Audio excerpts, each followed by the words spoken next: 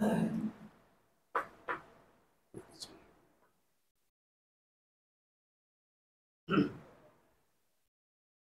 الحمد لله نحمده ونستعينه ونستغفره ونعوذ بالله من شرور أنفسنا ومن سيئات أعمالنا من يهده الله فلا مضل له ومن يضلل فلا هادي له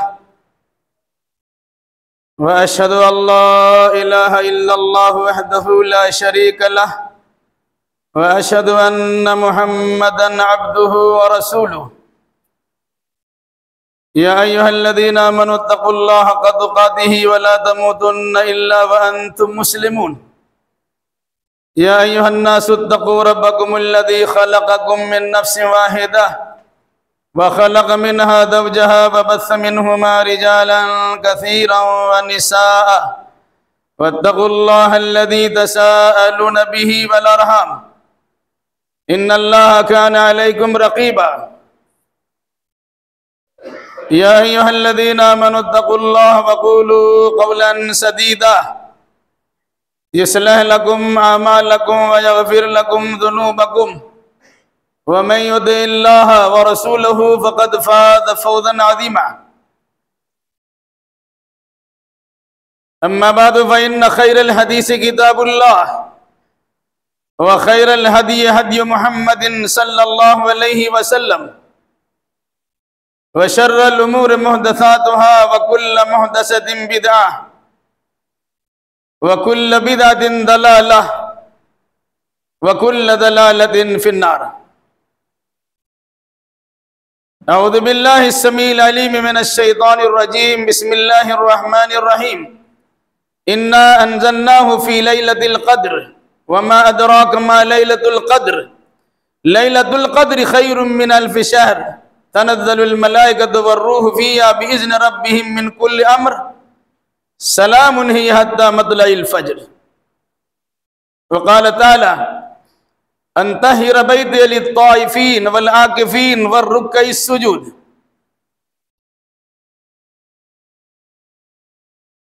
وقال النبي صلى الله عليه وسلم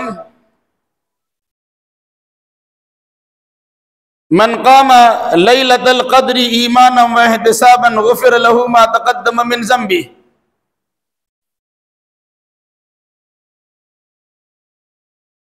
سبحانك لا علم لنا إلا ما علمتنا إنك أنت العليم الحكيم. رب اشرح لي صدري ويسر لي أمري واحلل عقدة من لساني يفقهوا قولي. رب زدني علما.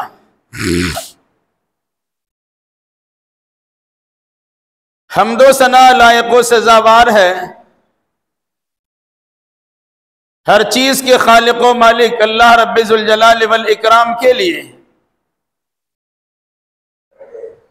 جس کے بے انتہا احسانات و کرم پر ہماری زندگی کی گاڑی رواں دوا ہے۔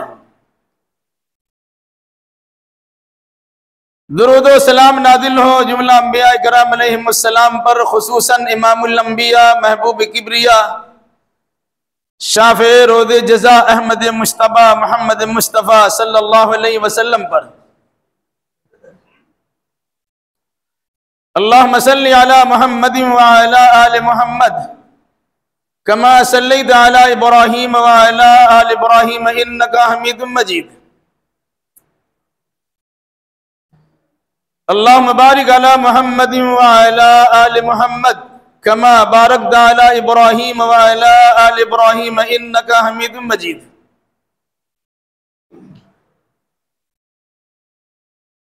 بزرگوں، نوجوان ساتھیوں، پردہ نشین اور بہنوں، خطبہ مسنونہ کے بعد قرآن مقدس کی ایک مکمل سورہ سورۃ القدر کی تلاوت کی گئی ہے، ساتھ ساتھ قرآن مجید کی ایک آیت کریمہ کا ایک حصہ بھی پڑھا گیا ہے۔ علاوہ ازیں رسول اکرم صلی اللہ علیہ وسلم کی ایک حدیث بھی پڑھی گئی ہے۔ انشاءاللہ الرحمن اسی سورہ، اسی آیت اور اسی حدیث کی روشنی میں چند باتیں آپ کے سامنے رکھی جائیں گی۔ اللہ ہمیں صحیح کہنے، صحیح سننے، صحیح سمجھنے اور صحیح باتوں پر عمل کرنے کی توفیق مرحمت فرمائے، آمین۔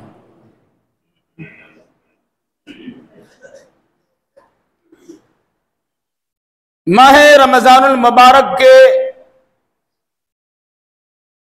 18واں دن گزارنے میں ہم لوگ مصروف ہیں، یعنی 18واں روزہ کی تکمیل ہونے والی ہے۔ ہر مہینے کے 3 حصے ہوتے ہیں، رمضان کے بھی 3 حصے،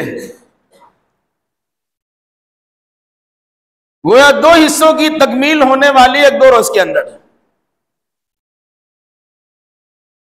رمضان کا آخری حصہ، آخری عشرہ، آخری 10 دن زیادہ بابرکت 10 دن ہیں۔ ان 10 دنوں میں کچھ اعمال ایسے ہیں جو اس سے پہلے کے دنوں میں نہیں ہے۔ ہمیں ان اعمال کی قدر و منزلت کو پہچاننا چاہیے اور یہ سوچتے ہوئے کہ جس مقصد سے اللہ نے ہمیں رمضان المبارک عطا کیا ہے،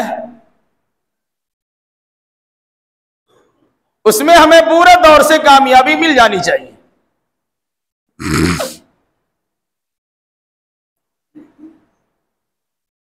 21 سے لے کے 30 تک جو آخری عشرہ ہے، پہلے کے 2 عشروں سے زیادہ فضیلت والا عشرہ ہے۔ ان 2 عشروں میں بطور خاص 2 اہم عبادتیں بجا لانے کی تاکید کی گئی ہے۔ انسان کو اگر توفیق مل جائے، یقیناً وہ انسان بڑا خوش نصیب ہوگا کہ توفیق الہی کے ملنے کے نتیجے میں وہ 2 اہم کام کر لیں گے جس کے نتیجے میں کہ انسان فرشتہ صفت ہی بن سکتا ہے اور گناہوں سے پاک بھی ہو سکتا ہے۔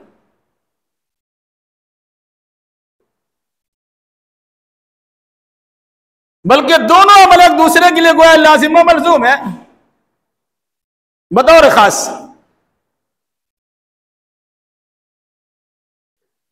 یعنی اخیر عشرے کا اعتکاف اور پھر اخیر عشرے کی ساری راتوں میں عبادتیں اور کم از کم 5 تاک راتوں میں عبادتیں،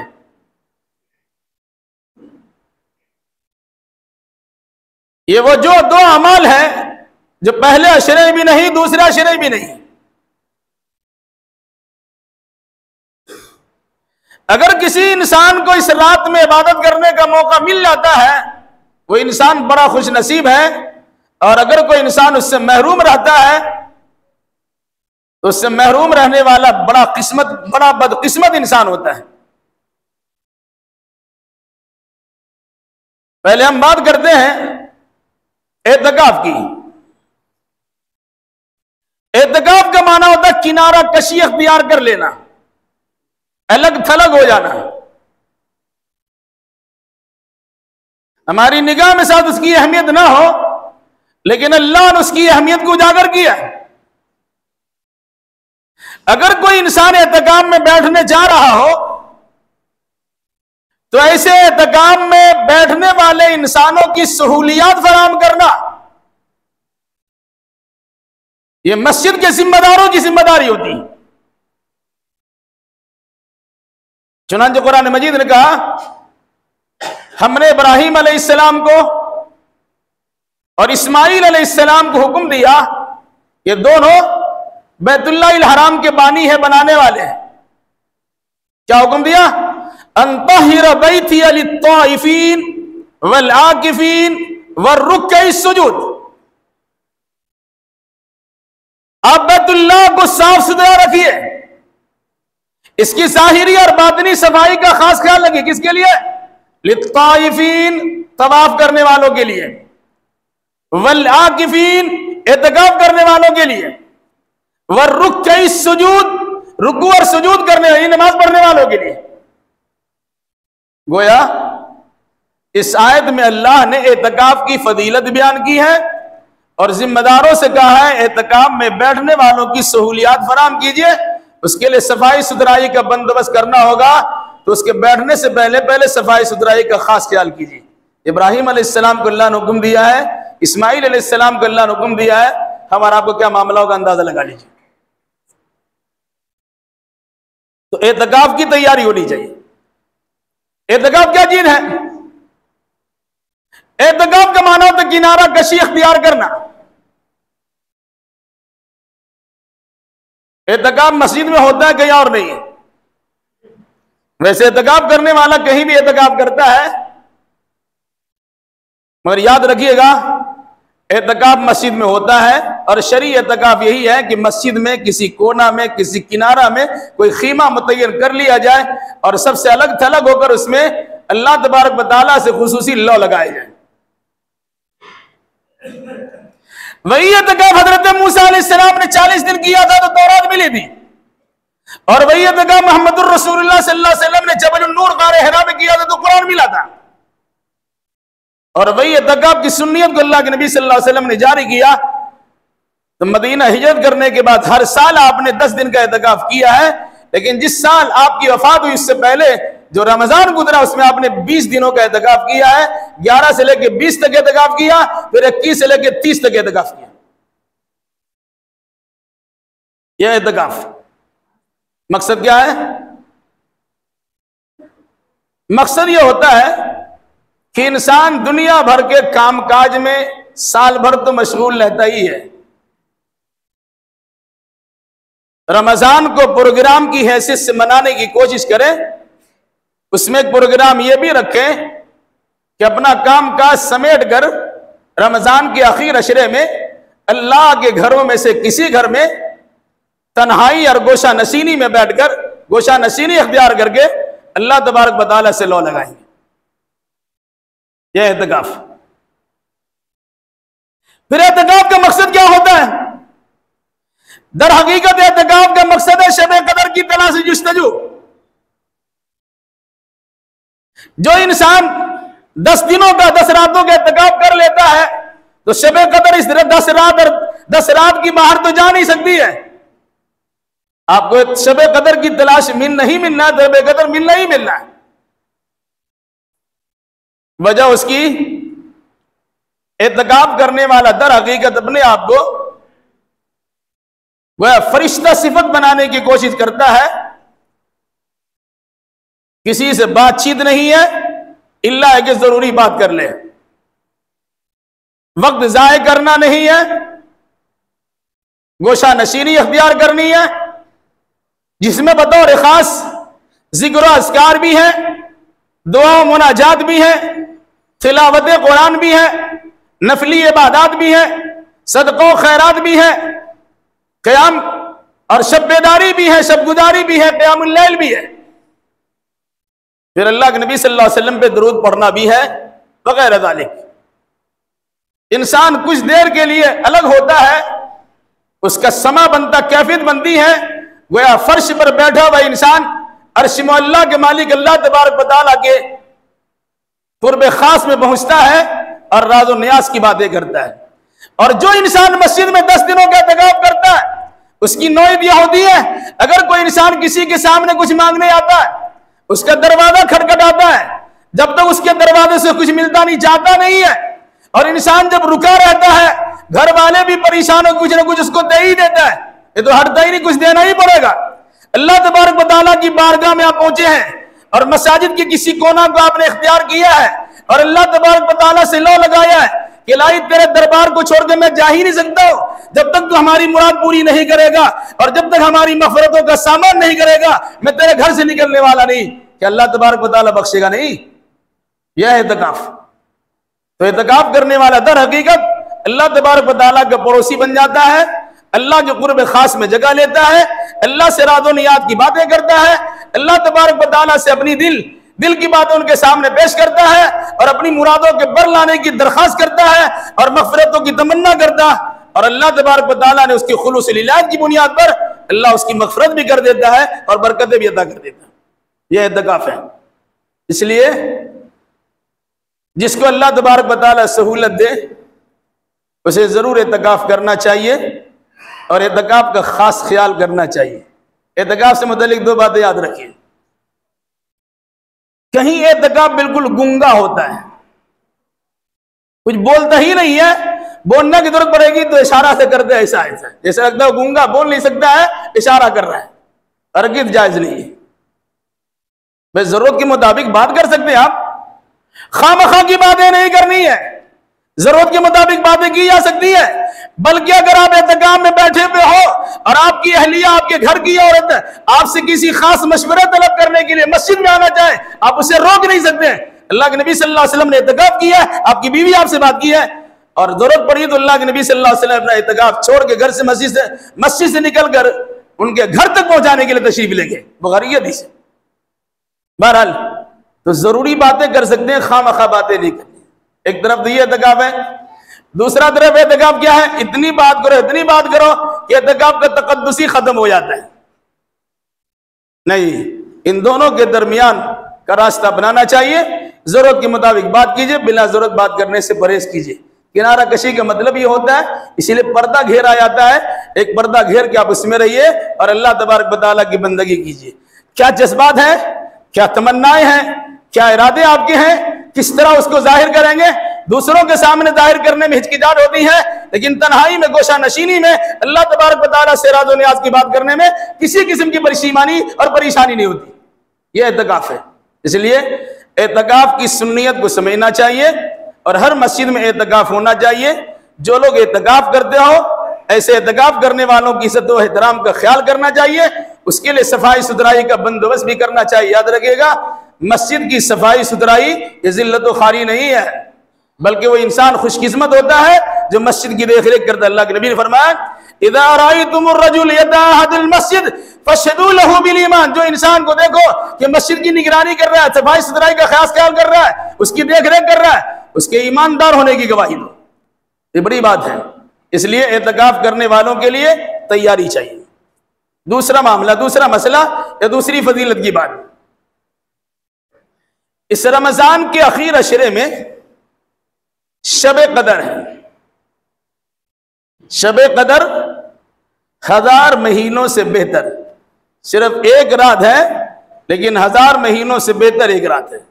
ہر سال آپ سنتے ہیں، قرآن نے چونکہ بار بار دہرایا ہے، ہر بار آپ قرآن میں پڑھتے ہی رہتے ہیں۔ اس مناسبت سے ائمہ اور خطبہ حضرات ہر سال موقع محل کی مناسبت سے انہی مسائل کو بیان کرتے ہیں تاکہ بھولا ہوا سبق یاد ہو جائے اور ذہن میں تازہ ہو جائے، اس کے مطابق عمل کرنے کی توفیق بھی مل جائے۔ شب قدر جس کی فضیلت میں اللہ نے پوری سورہ نازل کر دی ہے، اس کا نام ہی ہے سورۃ القدر۔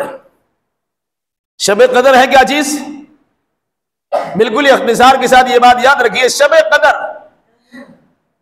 تعظیم و تکریم والی رات، شب قدر قدر و منزلت والی رات، شب قدر تقدیر کے بنانے والی رات، شب قدر بابرکت رات، برکت والی رات، شب قدر قیام اللیل کی رات، اور شب قدر گناہوں کے بخشوانے والی رات۔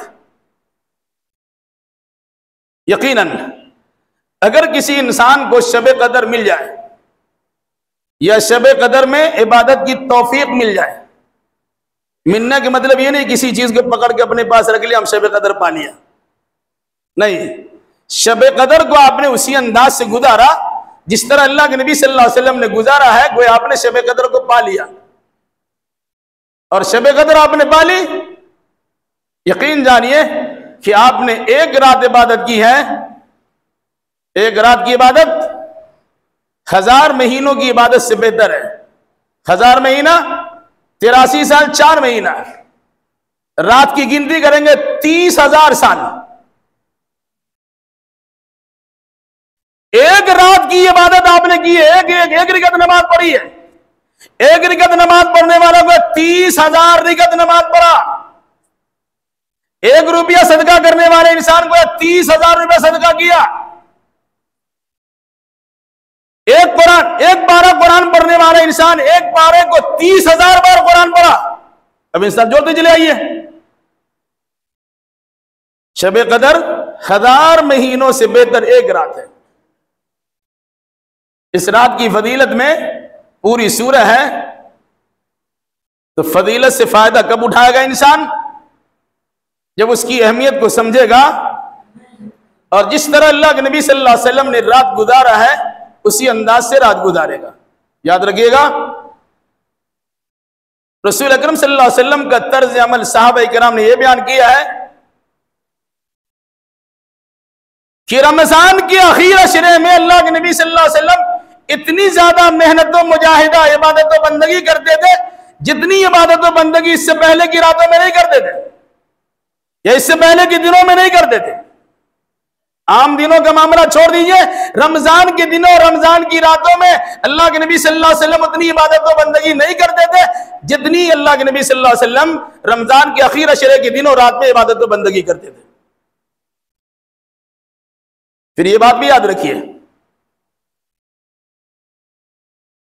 اذا دخل العشر شد میذرہ واحیا لیلہ وَأَيْقَظَ أَهْلَهُ، جب رمضان کا آخر عشرہ داخل ہوتا آپ کمر کس لیتے تھے، کسی کام کو کرنے کے لیے تیار ہو جاتے تھے۔ کمر کسنے کا دوسرا معنی بیان کیا، اپنے بیوی سے الگ تھلگ ہو جایا کرتے تھے۔ رمضان کی راتوں میں ملنا کوئی منع نہیں، قرآن کا کہ اللہ نے فرمایا رمضان کی راتوں میں شریک حیات سے ملا جا سکتا ہے، دن ملنا منع ہے، لیکن اللہ کے نبی صلی اللہ علیہ وسلم کا طرز عمل کیا ہوا کہ رمضان کے آخر عشرے کی 10 راتوں میں بطور خاص اہلیہ وغیرہ سے کنارہ کشی اختیار کرتے تھے، ملنا جلنا نہیں ہوتا تھا، اللہ یہ کہ ضروری باتیں ہوتی تھی، ضروری کام کاج ہوتی تھی۔ دوسرا مفہوم، رات جاگتے تھے،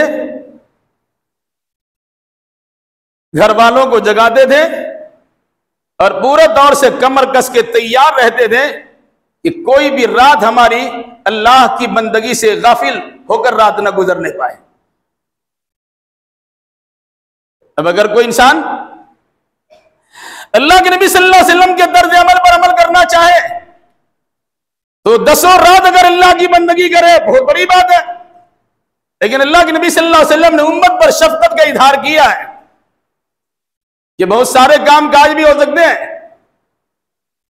صحت و تندرستی کا معاملہ بھی ہو سکتا ہے، بہت ساری ضروریات زندگی بھی سامنے آ سکتی ہے، تو ایسا کرو تحروا لیلۃ القدر فی الوتر من عشر الاواخر من رمضان، رمضان کے اخیر عشرہ کی تاک راتوں میں شب قدر کو تلاش کر لیا کرو۔ یہ وجہ ہے 21ویں 23ویں 25ویں 27ویں 29ویں ان 5 تاک راتوں میں شب قدر کا اہتمام ہوتا ہے۔ اہتمام کا مطلب کیا ہوگا؟ جس طرح عام راتیں ہماری گزر جاتی ہے اس طرح ان راتوں کو نہ گزارا جائے، بلکہ ان راتوں میں بطور خاص اللہ تبارک و تعالیٰ کی خاص بندگی بھی کی جائے اور اللہ تبارک و تعالیٰ سے لو بھی لگائے جائے، جس کا مقصد یہ ہوتا ہے کہ چونکہ اس رات میں اللہ تبارک و تعالیٰ نے قرآن کو اتارا ہے، اور قرآن کا اتارنا مقصد کیا ہے؟ تقدیر والی رات ہے، انسان کی تقدیر کو سنوار دے، اس کی بگڑی کو بنا دے، ان کے حالات کو سدھار دے، اس کے لیے اللہ تبارک و تعالیٰ نے قرآن مقدس کو نازل کیا ہے۔ تو شب قدر میں اپنی تقدیر کو بنانے کے لیے اللہ کی بارگاہ میں توبہ استغفار کیجیے، چونکہ شب قدر کو اللہ تبارک و تعالیٰ نے مبارک رات کہا، فی لیلۃ مبارکہ، بابرکت رات کہا۔ سال بھر کی برکت کے لیے اللہ تبارک و تعالیٰ سے خصوصی دعا کر لیجئے، اللہ نے اگر آپ کی دعا قبول کر لی اور برکتوں کا دہانہ اللہ تبارک و تعالیٰ نے کھول دیا، دنیا کی کوئی طاقت آپ سے برکت کو روک نہیں سکتی ہے، اب آرام و سکون کی زندگی گزارے گی۔ اور ان تمام چیزوں کے ساتھ جو اللہ کے نبی صلی اللہ علیہ وسلم نے حدیث میں فرمایا من قام لیلۃ القدر ایمانا و احتسابا غفر له ما تقدم من ذنبہ، جس انسان نے شب قدر میں اللہ کی عبادت کی، قیام اللیل کیا، رات کو جاگ کر گزارا، کیوں جاگا؟ اللہ کی عبادت کے لیے، تو اللہ کے نبی صلی اللہ علیہ وسلم کا فرمان غفر له ما تقدم من ذنبہ، ان کے گزشتہ گناہ بخش دیے گئے۔ گویا شب قدر اللہ نے اسی لیے دیا ہے کہ گناہ گار سے گناہ گار انسان اللہ کی بارگاہ میں توبہ استغفار کر کے اپنی خطاؤں پر قلم میں آپ کو پھروا لے، معافی کا قلم اپنے خطاؤں پر چلوا لے اور اپنے آپ گناہوں سے پاک کرا لے۔ اس اللہ تبارک و تعالیٰ نے رمضان بھی دیا ہے، رمضان کے روزے بھی دیا ہے، قیام اللیل تراویح کی نماز بھی دی ہے، اور بطور خاص قیام اللیل یعنی شب قدر کا قیام اللیل بھی دیا ہے۔ مقصد کیا ہے؟ شب قدر میں عبادت کر کے اپنے آپ کو باقدر بنا لیجئے اور بے قدر ہونے سے اپنے آپ کو بچا لیجئے۔ اِنَّا أَنزَلْنَاهُ فِي لَيْلَةِ الْقَدْرِ، یہ بات بھی اس سے پہلے بار کئی بار آ چکی ہے۔ شب قدر کو شب قدر کہنے کی وجہ کیا ہے؟ ایک وجہ یہ بتائی آدھی، قدر تعظیم و تکریم، عزت و احترام والی رات ہے، اس لیے اسے شب قدر کہا جاتا۔ دوسری بات، قدر تقدیر، قدر والی رات ہے، یعنی تقدیر کے بنانے والی رات ہے، اس لیے اس رات کو شب قدر کہا ہے۔ تو قرآن نے کیا کہا؟ فیہا یفرق کل امر حکیم امرا من عندنا، اس رات میں ہر حکم کا فیصلہ، ہر حکم کا حکیمانہ فیصلہ اللہ تبارک و تعالیٰ سناتا ہے اور فرشتوں کے حوالے کرتا ہے۔ اور پھر اس رات کو شب قدر کہنے کی ایک وجہ یہ بتائی جاتی، قدر کے معنی ہوتا ہے تنگ کر دینا۔ فرشتوں کی اتنی بڑی تعداد آسمان سے روئے زمین میں اترتی ہے کہ زمین تنگ پڑ جاتی ہے فرشتوں کی کثرت تعداد کی بنیاد پر۔ اس کا تذکرہ قرآن نے کیا کیا؟ تنزل الملائکۃ والروح، فرشتے بھی اترتے ہیں اور فرشتوں کے سردار جبریل امین بھی اترتے ہیں۔ گویا فرشتے، جبریل علیہ السلام فرشتوں کو لے کر آسمان سے اترتے اور پورے زمین کو بھر دیتے۔ اتنی کثیر تعداد میں فرشتوں کا نزول روئے زمین پر ہوتا ہے کہ روئے زمین فرشتوں کی کثرت تعداد کی بنیاد پر تنگ ہو جاتی ہے۔ اور یہ رات کب سے کب تک ہے؟ ہم سمجھتے ہیں کہ 1:30 بجے شروع ہوگا، 2:30 بجے ختم ہو جائے گا۔ رات کی شروعات مغرب سے ہوتی ہے اور رات کا خاتمہ طلوع فجر میں ہوتا ہے۔ جب سحری کا وقت ختم ہوتا تب رات ختم ہوتی ہے۔ گویا مغرب سے لے کے ختم سحری تک یہ رات رہتی ہے۔ دوسری بات، اس رات کے بارے میں قرآن کیا کہ سلام، یہ رات سراپا سلامتی کی رات ہے۔ اگر آپ سلامتی چاہتے ہیں تو شب قدر کی عبادت کیجیے، اگر آپ سلامتی چاہتے ہیں تو شب قدر کو اللہ کے نبی صلی اللہ علیہ وسلم کے فرمان کے مطابق گزارنے کی کوشش کیجیے۔ اگر آپ سلامتی چاہتے ہیں، آپ برکت چاہتے ہیں، آپ مغفرت چاہتے ہیں، درجات کی بلندی چاہتے ہیں، تو آپ کو شب قدر کا خاص اہتمام کرنا چاہیے۔ اب یہ سوچ کر کہ 5 راتیں ہمیں ملنے والی ہیں، ان 5 راتوں میں اللہ کی خاص بندگی کریں گے کہ جس کے نتیجے میں اللہ سے برکت بھی مانگ لیں گے، رحمت بھی مانگ لیں گے، جہنم سے آزادی بھی مانگ لیں گے، مغفرت بھی مانگ لیں گے اور سلامتی بھی مانگ لیں گے۔ اور یقیناً جس انسان کو اللہ کی جانب سے سلامتی مل جائے اسے کون پریشان کر سکتا ہے؟ جس انسان کو اللہ کی طرف سے برکت مل جائے اسے کون محروم کر سکتا ہے؟ جس انسان کو اللہ کی جانب سے مغفرت مل جائے اسے کون مغفرت دینے کے لیے تیار نہیں ہو سکتا ہے؟ اس لیے ہمیں شب قدر کی اہمیت کو سمجھنا چاہیے اور رات کو اسی انداز سے صرف کرنے کی ضرورت محسوس کرنی چاہیے۔ ایک بات یاد رکھیے گا، مسجدوں میں شب قدر کا اہتمام ہوتا ہے اور یہ کوئی نیا اہتمام نہیں ہے۔ اللہ کے نبی صلی اللہ علیہ وسلم نے 3 رات جو تراویح کی نماز پڑھائی تھی جماعت سے، وہ تینوں شب قدر تھی۔ 23ویں، 25ویں اور 27ویں رات تھی۔ آپ نے تینوں رات 3 وقتوں میں نماز پڑھائی تھی۔ پہلی رات عشاء کے فوراً نماز پڑھایا، تقریباً 1/3 رات تک پڑھائی گئی۔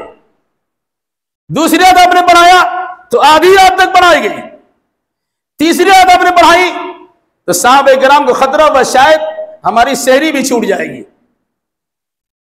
اس طرح اللہ کے نبی صلی اللہ علیہ وسلم نے 3 رات عبادت کرا دی، اور چوتھے رات نہیں نکلے۔ جب صحابہ نے پوچھا تو کہا خشیت ان تفرض علیکم، یہ جماعت سے شب قدر میں نماز پڑھنا اللہ تبارک و تعالیٰ کو اتنا زیادہ پسند آیا کہ اللہ اسے آپ پر فرض کر سکتا تھا۔ اسی فرضیت کے خطرے سے میں نے 34 رات تم لوگوں کی خدمت میں حاضری نہیں دی اور نماز جماعت سے نہیں پڑھایا۔ کتنی بڑی چیز ہے بتائیے۔ آج ہمارا معاملہ کیا ہوتا ہے؟ یوں ہی گزار دیتے ہیں۔ دوسری بات یاد رکھیے گا، جس رات اللہ کے نبی صلی اللہ علیہ وسلم نے آدھی رات تک پڑھائی تو صحابہ کرام نے آپ سے درخواست کیا رسول اللہ ذرا اور بھی پڑھا دیتے۔ مقصد کیا تھا؟ یہ رات تو جاگنا ہی ہے، اور بھی زیادہ پڑھ لیتے۔ تو اللہ کے نبی نے کیا فرمایا؟ من سلم علی امامی او من قام مع الامام حتی ینصرف کتب له قیام لیلہ۔ مجھے آسانی سمجھتے ہو اور معمولی سمجھتے ہو؟ جس نے امام کے ساتھ نماز پڑھی، امام نے قیام کیا، آپ نے قیام کیا، تو امام کے ساتھ آپ نے نماز پڑھی، یہاں تک کہ امام نے نماز ختم کر دی، آپ نے نماز ختم کر دی، کتب له قیام لیلہ، گویا آپ نے پوری رات نماز پڑھ لی ہے۔ اب مغرب سے لے کے فجر تک نماز پڑھتے رہیے، لیکن امام کے ساتھ اگر آپ نے 1 گھنٹے کا نماز پڑھ لیا، پوری رات آپ نے نماز پڑھی ہے۔ 1 گھنٹے اللہ تبارک و تعالیٰ کی خاص بندگی کی ہے، وہ پوری رات آپ نے بندگی کی ہے۔ تو یہ ہے شب قدر کا اہتمام، ہمیں اس پر خاص توجہ دینا چاہیے کہ ہمیں اللہ نے اگر موقع دیا ہے تو 1 رات بندگی کر لیتے ہیں۔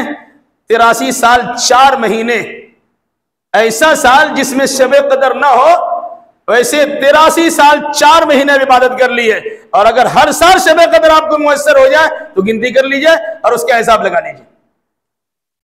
اس لیے یہ بھی یاد رکھیے گا، شب قدر کو ایک مخصوص رات نہیں ہے۔ جو لوگوں نے 27ویں رات کو مخصوص کر دیا، یہ مخصوص 27ویں رات نہیں ہے۔ شب قدر کبھی 21 کو، کبھی 23 کو، کبھی 25 کو، کبھی 27 کو، کبھی 29 کو، کبھی 1-2 سال برابر ایک ہی رات میں ہو سکتی ہے، مگر ہو سکتی ہے۔ ان 5 راتوں میں سے کوئی 1 رات ہے، 2 رات نہیں ہے، ایک ہی رات ہے۔ 1 رات کون سی ہے آپ کو پتا نہیں ہے۔ ایک واقعہ یاد رکھ لیجیے، اللہ کے نبی صلی اللہ علیہ وسلم کو شب قدر کے بارے میں معلومات فراہم کر دیا گیا تھا کہ فلاں رات میں شب قدر ہے۔ آپ گھر سے نکلے، مسجد جا رہے تھے کہ چلے جائے صحابہ کرام کو بتا دیتے ہیں کہ فلاں رات شب قدر ہے۔ راستے میں فتلہ فلان و فلان، دیکھا 2 آدمی آپس میں لڑ رہے ہیں۔ صحابہ کرام بھی تو انسانی تھے، آپس میں لڑ رہے ہیں۔ اللہ کے نبی صلی اللہ علیہ وسلم ان دونوں کے فیصلہ کرانے میں رہ گئے، جھگڑا ختم کرانے میں رہ گئے، ہوا دینے نہیں لگے۔ ہوتا کیا اگر 2 آدمی اختلاف ہو جائے، پلیتا بازی کرنے والے لوگوں کی کمی نہیں ہے، اور بھی لڑو اور بھی لڑو۔ اللہ کے نبی صلی اللہ علیہ وسلم نے ان دونوں کے جھگڑوں کو ختم کرنے کی کوشش کی، لیکن جھگڑے کے ختم کرنے کے دوران اللہ کے نبی صلی اللہ علیہ وسلم کے ذہن سے شب قدر کی جو تعین والا علم تھا وہ نکل گیا۔ 21ویں رات ہے، 25ویں رات ہے کہ 27ویں رات ہے، کون سی رات ہے آپ کے ذہن ہی میں نہیں ہے۔ اس کے بعد آپ نے کیا فرمایا؟ ایسا کرو، فلاں فلاں فلاں رات میں اب شب قدر کی تلاش کر لو۔ میں تو بتانے کے لیے آ رہا تھا، لیکن 2 آدمی کے جھگڑے کی وجہ سے میرے ذہن سے بات نکل گئی۔ کیا پتا چلا؟ انسان بڑا شوق سے جھگڑتا ہے۔ جھگڑا اتنی خطرناک چیز ہے، اختلاف کرنا اتنی خطرناک چیز ہے، مخالفت کرنا اتنی خطرناک چیز ہے کہ نتیجے میں شب قدر جیسی تعظیم والی رات کا علم انسان کے ذہن سے نکل جاتا ہے۔ اس لیے اختلاف سے بچیے اور جھگڑا کرنے سے پرہیز کیجیے۔ پھر اس کی بات فرمایا شاید تمہارے حق میں یہی بہتر ہو۔ ظاہر سی بات ہے، 1 رات اگر بتا دی جاتی 25ویں رات ہے تو 25ویں رات میں عبادت کر دے،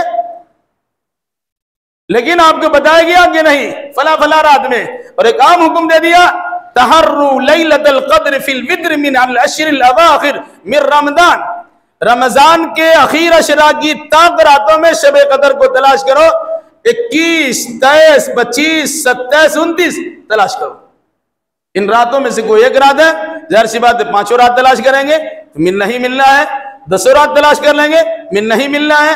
یہ ضروری سمجھ لیں کہ ہم نے عبادت کی ہے اور اللہ تبارک و تعالیٰ سے لو لگایا ہے، اللہ ضرور ضرور ہماری مراد کو پہنچے گا اور ہماری پریشانی کو دور فرمائے گا۔ بس شب قدر کی اہمیت کو سمجھیے اور اعتکاف بھی کیجئے، شب قدر کا اہتمام بھی کیجئے، اور شب قدر کا اہتمام کرتے ہوئے یہ سوچ کر اہتمام کیجئے کہ یہ لمحے زندگی میں بار بار آیا نہیں کرتے، آئندہ سال رمضان ملے گا نہیں ملے گا، شب قدر ملے ہم کو نہ ملے، اعتکاف کا موقع ملے نہ ملے، پھر رمضان کی راتوں اور دنوں میں عبادت کرنے کی توفیق ملے نہ ملے، جو مل گیا اسے غنیمت سمجھ لیا جائے، تاکہ اللہ تبارک و تعالیٰ کی قرب خاص میں پہنچ کر اللہ تبارک و تعالیٰ سے لو لگا کر اپنے مسائل کو حل کرنے کی درخواست بھی کرے اور ساتھ ساتھ اپنی مغفرت کا سامان بھی کر لے۔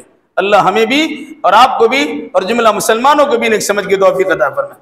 بطور خاص شب قدر میں اپنے لیے، اپنے گھر والوں کے لیے، خاندان کے لیے، دوست احباب کے لیے، رشتہ دار کے لیے، ملک کے لیے، بلکہ پوری جہان کے امن و امان کے لیے ضرور بھی کوشش کرنی چاہیے اور دعا بھی کرنا چاہیے۔